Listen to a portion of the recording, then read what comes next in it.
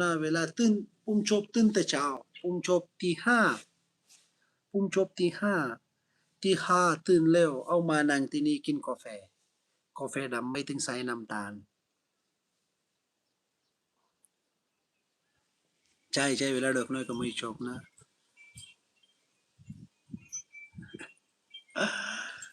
แล้วก็